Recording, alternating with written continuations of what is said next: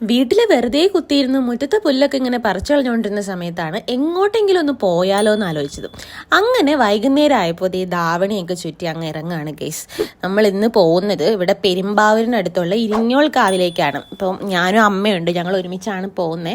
നമ്മൾ പോകുന്നത് ആലുവ മൂന്നാർ റോഡ് വഴിയാണ്. ഇത് നാഷണൽ ഹൈവേ 85 ആണ്. അത്യാവശ്യം നല്ല തിരക്കുള്ള റോഡാണ്. പക്ഷെ റോഡ് അത്ര സ്മൂത്ത് അല്ലാത്തതുകൊണ്ട് നമുക്ക് അങ്ങനെ വിചാരിക്കും പോലെ വണ്ടി ഓടിച്ച് പോകാനൊന്നും പറ്റില്ല. അപ്പം നമ്മളിങ്ങനെ ഓടക്കാലി പുൽത്തൈല ഗവേഷണ കേന്ദ്രമൊക്കെ ഇങ്ങനെ കഴിഞ്ഞ് പതിയെ തിരക്കുള്ള റോഡൊക്കെ പിന്നിട്ട് നമ്മൾ പതുക്കെ ഇരിഞ്ഞോൾ കാവിലേക്ക് തിരിയുന്ന ഒരു പോക്കറ്റ് റോഡിലേക്ക് കയറിയേക്കാണ്. ഇവിടെ ആക്ച്വലി റോഡിലൊന്നും ആരും ഇല്ല, നമ്മൾ മാത്രമേ ഉള്ളതെന്നാണ് തോന്നുന്നത്.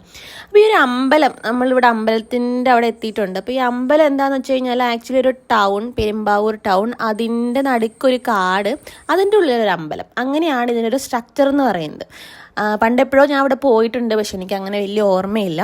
അപ്പം നമ്മളിവിടെ ചെല്ലുമ്പോൾ തന്നെ ഭയങ്കര ഒരു മിസ്റ്റീരിയസ് ആയിട്ടുള്ളൊരു ഫീലിംഗ് ആണ്. ആക്ച്വലി നമ്മൾ ഒരുപാട് വൈകിയൊന്നും അല്ല എത്തിയത്, പക്ഷെ ഇപ്പം നിങ്ങൾക്ക് കാണും പോലെ തന്നെ അത്യാവശ്യം നല്ല ഇരുട്ടാണ്. നമ്മളിപ്പോൾ രാവിലെ ആണെങ്കിലും വൈകുന്നേരമൊക്കെ ആണ് ചെല്ലുന്നതെങ്കിലും നല്ല ഇരുട്ടാണ് നമുക്ക് അത്യാവശ്യം ഉള്ളത്.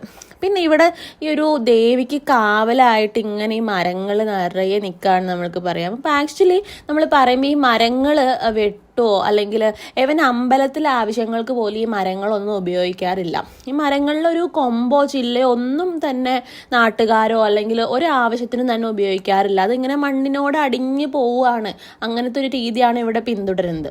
പിന്നെ ഒരു അമ്പലത്തിലേക്ക് നമ്മളിങ്ങനെ നടന്നു പോകുമ്പം ഇവിടെ പ്രത്യേകിച്ച് നമ്മൾ കേരളത്തിലെ വിവിധ ക്ഷേത്രങ്ങളിൽ കാണും പോലെ വേറെ ഉപദേവതകളോ even ഗണപതി പോലും ഒരു പ്രതിഷ്ഠയില്ലാത്തൊരു അമ്പലമാണ്. ദേവി മാത്രമാണ് ഈ ഒരു അമ്പലത്തിലുള്ളത്. അങ്ങനെ ഒരുപാട് പ്രത്യേകതകൾ, ഹിഡൻ ആയിട്ടുള്ള ഒരുപാട് പ്രത്യേകതകൾ ഈ ഒരു അമ്പലത്തിനുണ്ട്.